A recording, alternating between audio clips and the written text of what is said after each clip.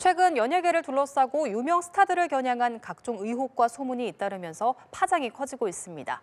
갑질 의혹부터 조폭 연루설, 과거 소년 보호 처분 의혹까지 온라인을 중심으로 빠르게 확산하고 있는데요. 관련한 이슈들 김원식 대중문화평론가와 자세히 짚어보겠습니다. 안녕하십니까? 네, 안녕하세요.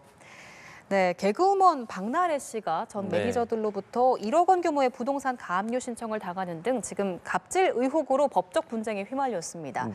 전 매니저 측이 주장하는 핵심 쟁점은 무엇이고 또 이 사건의 흐름은 어떻게 정리됩니까? 그렇습니다. 이제 부동산 가압류를 한 이유는 손해배상 요구를 했기 때문입니다. 그래서 1억 원 정도의 손해배상액을 지급하라라는 건데요. 그 명분과 이유는 갑질 및 직장 내 괴롭힘이 되겠습니다. 일단 뭐 구체적인 사례를 보면은 술을 마시지 않는다고 폭언을 했다라는 이야기가 있고요. 그리고 술잔까지 던졌던 그런 측면도 지적을 하고 있습니다. 그리고 이 1인 기획사의 좀 고질적인 문제 중에 하나가 이제 업무와 사적인 그런 지시가 구분이 안 되는 경우인데 사적으로 업무 지시를 했다는 거죠. 뭐 예를 들면 술자리에서 안주 심부름을 하게 했다든지 또 자리가 끝나게 되면 뭐 뒷정리를 시켰다든지 또 이 병원에 이 예약을 대리로 한다든지 처방을 또 대리로 해오게 하는 등 그런 사적인 것을 시켰다는 거고요. 그리고 이 박나래 씨의 가족 일을 또 시켰다라는 거고 그런 연장선상에서 24시간 대기하는 그러니까 거의 가사 도우미 취급을 받았다라는 지적을 또 하고 있습니다. 그리고 진행비 정산도 제대로 해주지 않았다. 진행비 정산이 이제 구체적인 사례로는 뭔가 이제 식재료를 음식을 만드는 데서 필요한데 거기에 대해서 지급을 하지 않고 미정산을 해줬다라는 지적을 해서 이제 문제 제기를 했고요. 이런 것을 전반적으로 해서 갑질 및 직장 내 괴롭힘으로 이렇게 묶어가지고 1억 원 상당의 손해배상 요구를 하고 또 그걸 이제 건물을 가압류 신청하는 그런 수순이 됐던 겁니다. 그리고 여기에 대중문화예술기획업 등록을 안 한 부분이라든지 이런 것들을 지적을 했는데 경찰은 입건을 했습니다, 박나래 씨를. 그래서 아까 술잔을 던졌는데 거기에 이제 상처를 입었다라고 해가지고 이 상해죄 적용 여부를 보고 있고 또 대리 처방, 대리 예약 같은 경우 의료법 위반일 수 있거든요. 그 부분을 또 보고 있고 또 대중문화예술기획업으로 등록을 해야 되는데 안 하고 등록을 했다 그러면 이것도 대중문화예술 발전법에 위반되는 거기 때문에 이런 점에서 지금 입건된 상태다 이렇게 보시면 되겠습니다. 네, 박나래 씨 측도 이 의혹들에 대해서 해명을 내놨습니다. 전 매니저들이 퇴직금을 수령한 뒤에 추가 금전을 요구했고 또 대중문화예술기획업 미등록 논란도 이 전 매니저들의 허위 보고에서 비롯됐다라고 이야기를 했는데요.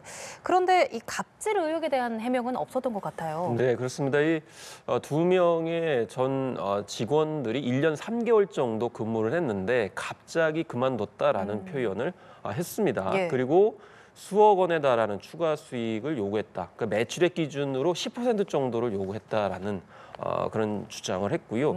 또 대중문화예술기획업에 등록하는 문제도 원래 이 1인 기획사 같은 경우는 2018년에 설립이 된 것으로 그러니까 뭐 이제 표현을 한 것이죠. 근데 그동안 쭉 등록이 안 됐었는데 등록이 된 줄 알았다는 겁니다. 알고 봤더니 이 퇴직한 직원들이 지연을 했었다라는 거예요. 그럼 지연의 이유가 뭐냐라는 것도 이제 이후에 이제 밝혀질 부분이라고 볼 수가 있겠는데 그게 고의냐 아니면은 어떤 부득이한 사정이 있었느냐 아니면 다른 목적으로 활용하기 위한 것이었느냐 이런 부분들이 차후에 또 밝혀져야 되겠죠. 그래서 이런 전반적인 어떤 상황들이 좀 현재 논란이 되고 있는데 이후에도 또 이슈가 계속 나올 가능성이 충분히 있을 것 같습니다. 뿐만 아니라 전 매니저들은 박나래 씨가 회사 자금을 좀 사적으로도 사용했다며 횡령 혐의로도 고발을 했고요. 또 전 남자친구와 관련해서 허위 지급 내역까지 주장하고 있는데 박나래 씨 측은 오히려 직원들이 전 매니저들의 횡령 의혹에 대해서 확인 중이라고 맞섰거든요. 네, 그렇습니다. 이 부분도 좀 정리를 해보면은 일단 이제 박나래 씨 개인에 관련된 부분을 지적하다가 이제는 주변 사람들로 이제 확산된 것을 볼 수가 있는 거죠.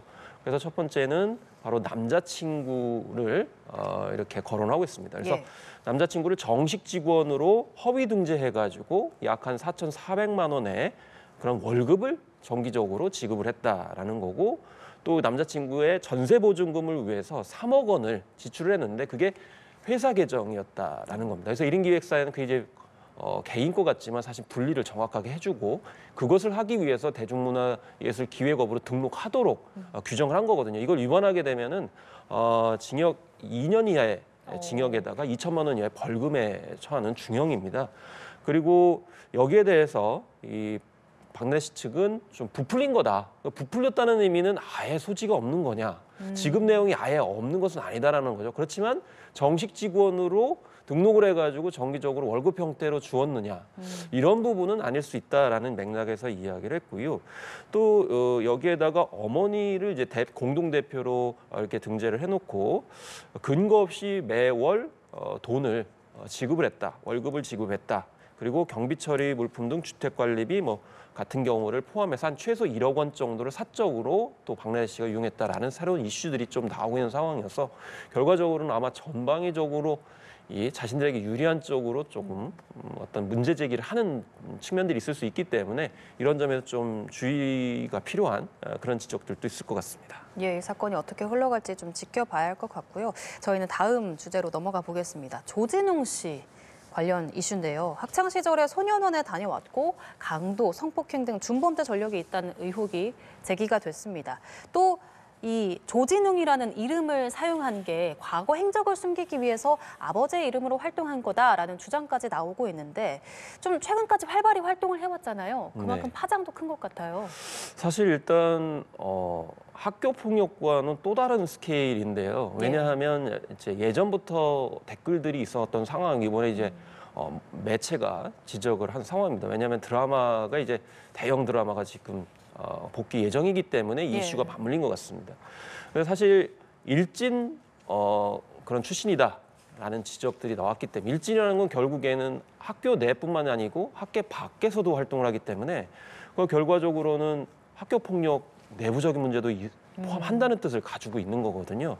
그런데 어쨌든 이런 부분에 있어서는 이제 문제가 일정 정도 있다라고 이렇게 얘기를 했습니다. 예.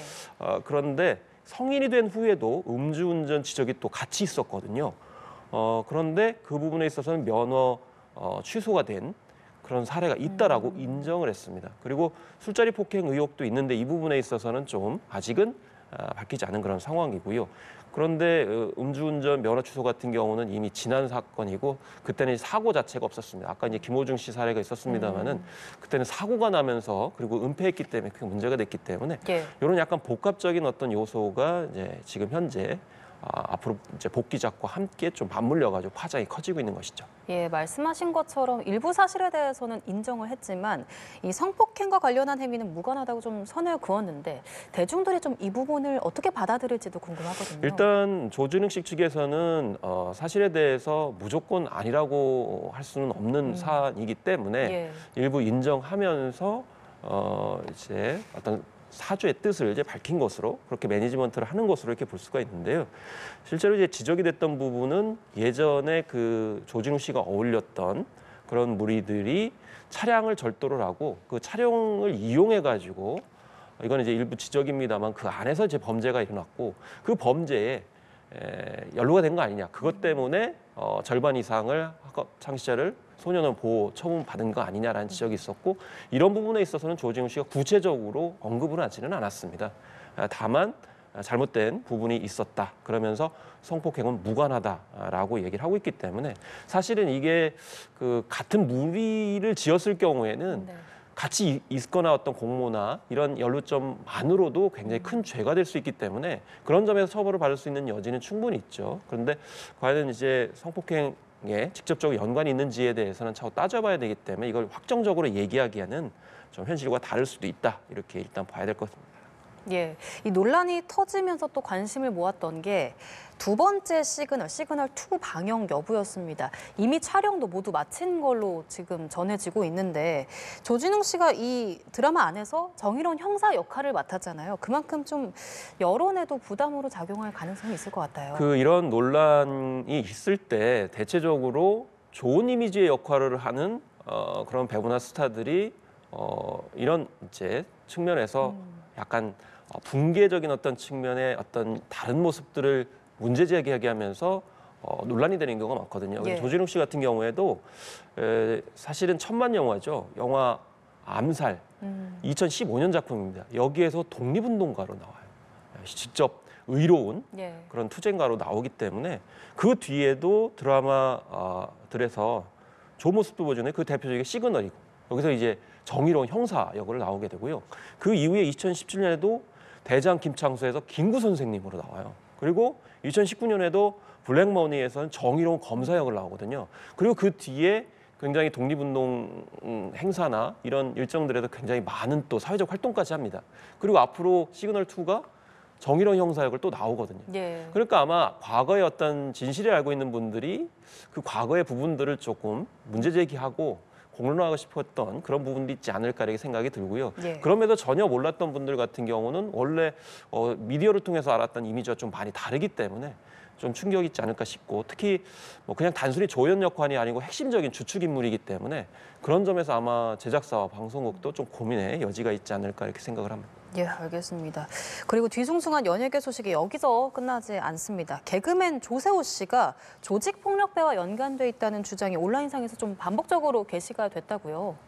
네, 그렇습니다. 근데 사실 예능인들 같은 경우는 참 힘겨운 게 지역 행사도 많이 하고 또 평소에 이제 잘 알고 지냈던 사람이 구체적으로 누군지는 잘 모르는 경우가 있기 때문에 그런 경우인지 아니면 진짜 어떤 의도와 이제 경제적 이익의 공동체이기 때문에 부당한 어떤 일에 연루가 됐는지에 대해서 좀 따져봐야 될 측면이 있습니다. 그래서 지적이 된 부분은 조직폭력배와 친분 의혹이 있다. 그리고 프랜차이즈 가게 홍보까지 했고 같이 술을 마시고 고가의 선물을 받았다. 그런데 그냥 저 복이 아니고 국내 최대의 불법 자금 세탁 관련 인물이다라는 것이 뭐 지적의 내용인 것이거든요. 근데 뭐 술을 먹거나 이제 선물을 받은 것 자체가 문제가 되지는 않겠지만 그게 어떤 자리였고 어떤 일을 위해서 올렸으며 또 그 선물의 의도가 무엇이냐 이런 것들을 좀 헤아려봐야 되는 측면이 있겠죠. 그리고 국내 최대 불법 자금 세탁 관련 인물이다. 국내 최대라는 게 어느 정도를 말하는 거냐는 것도 사실 주관적일 수가 있는 거거든요. 그런 점에서 봤을 때 억울한 그런 의혹 제기는 아닌지는 일단 끝까지 지켜봐야 될 부분이라고 생각을 합니다. 네, 조세호 씨 측은 이 거론된 인물과 단순히 아는 사이일 뿐이고 이게 개인적인 추측이다라고 선을 그었습니다. 그러면서 무관용 원칙으로 법적 대응도 예고를 했는데 앞으로 이 사건이 좀 어떻게 흘러갈까요? 일단 조세호 씨 입장에서 봤을 때는 뭐 객관적인 사실이라기보다는 정황상의 어떤 분위기를 전하는 제보 내용이었기 때문에 거기에 구체적인 어떤 뭐 공모나 어떤 행위가 등장하지는 않는 거거든요. 그래서 인상 비평 정도, 인상 정황 정도에 불과하기 때문에요. 그런데 데미지는 엄청나게 크죠. 그래서 허위 사실 적시에 의한 명예훼손, 당연히 또 업무 방해에 해당이 되는 것이죠. 왜냐하면 활동상에 엄청나게 타격을 주기 때문입니다. 그래서 법적 대응하는 것이고요.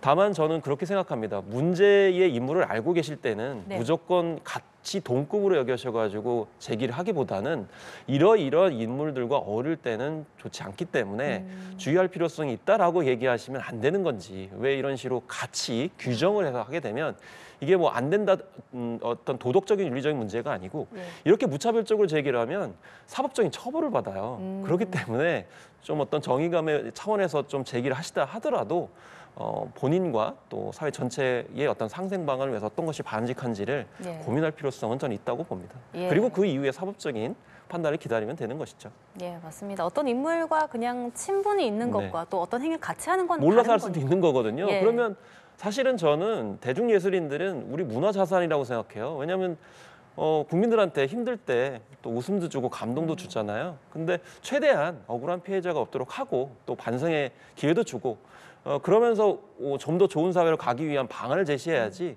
이걸 이분법적으로 딱 접근을 해가지고 접근하는 것은 좀 K컬처 시대에 적절하지는 않은 것 같다 이렇게 생각이 듭니다. 예, 알겠습니다. 최근 연예계에서 제기되고 있는 각종 의혹들에 관련해서 짚어봤습니다. 지금까지 김원식 대중문화평론가와 함께했습니다. 오늘 말씀 고맙습니다. 네, 감사합니다.